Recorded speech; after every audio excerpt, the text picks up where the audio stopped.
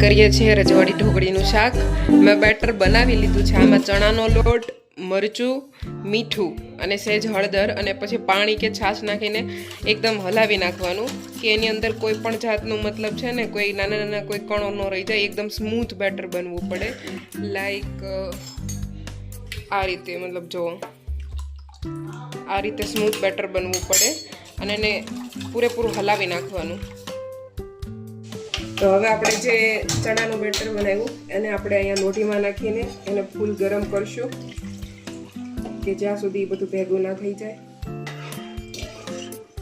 હવે જે આપણે ચણાના લોટનું જે બેટર આખું હલાવ્યું ને એને આપણે ધીમી આંચ ઉપર આખું ફેરવશું કે જ્યાં સુધી એ લિક્વિડ ફોર્મમાંથી થોડું, મતલબ કહેવાય ને આમ સોલિડ ના થઈ જાય, મતલબ થોડું કડક ના થઈ જાય.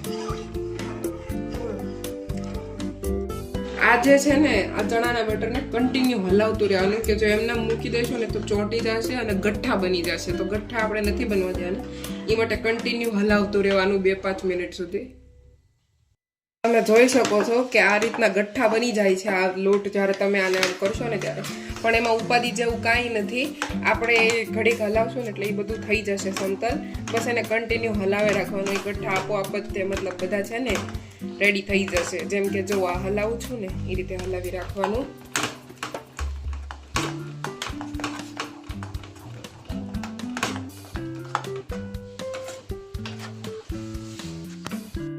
તમે જોઈ શકો છો કે એક પણ ગાંઠ વગરનું તૈયાર થઈ ગયું છે. એકદમ સ્મૂથ બેટર જેને આપણે હલાવશું અને એ હલાવવા સાથે આપણે એક ટેસ્ટ કરીશું કે જે આપણું બેટર છે એને એક મતલબ કોઈ બી વસ્તુમાં લઈ એને આમ પાથરી દો અને એને 2 મિનિટ માટે છે ને વાસણમાં કાઢ્યું. એ હવે પૂરી તરહથી તૈયાર છે આ ઢોકળી બનવા માટે.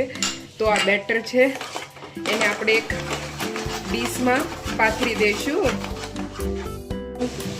તો આપણે એને હવે થાળીમાં પાથરશું. તમે એને કોઈ પણ બીકરમાં, થાળીમાં તમને જેમાં યોગ્ય લાગે તેમાં પાથરી શકો છો. જે ટાઈપની તમારે ઢોકળી બનાવી હોય એ રીતની બનશે, પતલી, જાડી, એવી રીતના તમે જેમાં પાથરશો એ પ્રમાણે સેટ થઈ જશે.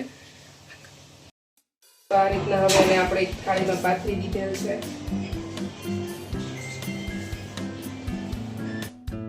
તો આ રીતના હવે બેટરને આપણે એક થાળી કે કોઈ બી બીકરમાં આવી રીતના પાથરી દઈશું અને જેની ઉપરની સરફેસ છે એ આપણે એકદમ સ્મૂથ રાખશું કારણ કે ઢોકળી ઉપર એ સારી લાગશે.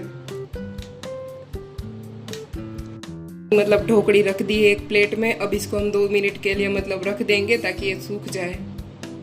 2 મિનિટ થઈ ગઈ છે. તો આપણે હવે ઢોકળીનો જે ડીશમાં આપણે કાઢ્યું હતું બેટર એના બટકા પાડીશું.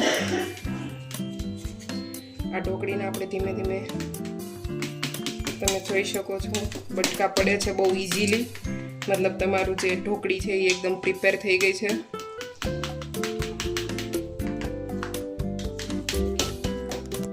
તો તમે જોઈ શકો છો કે આ ઢોકળી એકદમ પ્રિપેર થઈ ગઈ છે. એકદમ જો સોફ્ટ થઈ ગઈ છે. એક પણ ઓલા વગર તમે એને ઇઝીલી બ્રેક કરી શકો છો. એકદમ સ્પોન્જી થઈ ગઈ છે આ ઢોકળી, જેને ખાવામાં પણ આપણને એટલી જ મજા આવશે.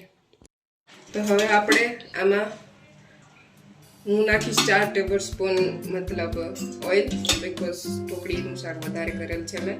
તમે 1 કે 2 ટેબલ સ્પૂન નાખીને પણ ચલાવી શકશો. પછી તેમાં નાખશું આપણે અડધી ચમચી રાઈ, અડધી ચમચી જીરું,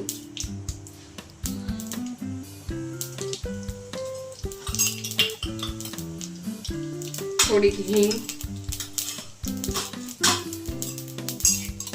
અને પછી આપણે એમાં એડ કરીશું લસણ અને આદુની પેસ્ટ અને પછી આપણે એને ટમેટો કાપી દઈશું.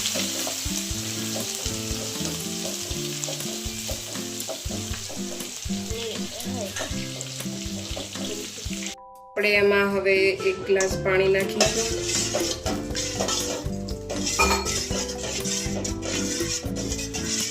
આપણે જોઈ શકીએ છીએ કે આપણે પાણી નાખ્યા પછી આમાં ઉભરો આવવા માંડ્યો છે, મતલબ આ ચડવા માંડ્યું છે. તો હવે આપણે મરચું,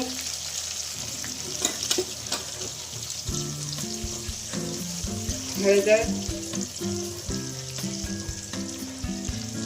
ધાણા જીરું,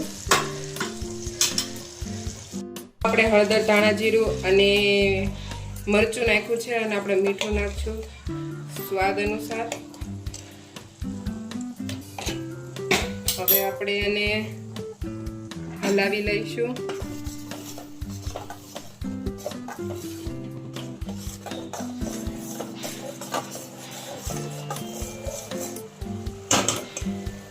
તમે જોઈ શકો છો કે આમાં ઉભરા પણ આવે છે. હવે આપણે આમાં ધીરે ધીરે છાશ નાખીશું. છાશ નાખતી વખતે જે આપણે મેઇન ધ્યાન રાખવાનું છે એ એમ છે કે આપણે છાશને કન્ટિન્યુ હલાવતા રહીશું, એને ફાટવા નહીં દઈએ, કારણ કે છાશ જો ફાટી જશે તો એ સ્વાદ નહીં સરસ આવે. એના માટે આપણે છાશને કન્ટિન્યુ હલાવવી પડશે તાકી એ ફાટે નહીં.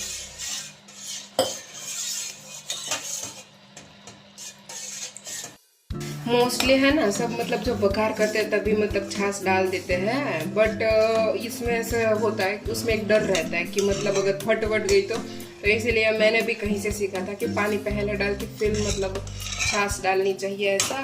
और फिर मैं अभी मतलब बटर को थिक करने के लिए मैंने लिया है थोड़ा सा मतलब बेसन का आटा और उसको पानी में मिक्स करके एक पतला सा बैटर बनाया है और उसको मैं इसमें डालूंगी ताकि ये थोड़ा थिक हो जाए.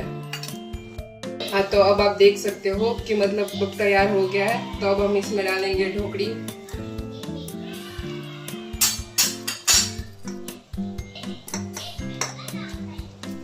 अब हमें इसे 10 से 15 मिनट तक ऐसे ही रखेंगे ताकि मतलब हमारा जो मतलब इसका स्वाद है ना वो ढोकड़ी में भी आ जाए ऐसा, और मतलब सब्जी अच्छे से बने. और आप देख सकते हैं कि कितनी अच्छी लग रही है अभी ये बनते हुए.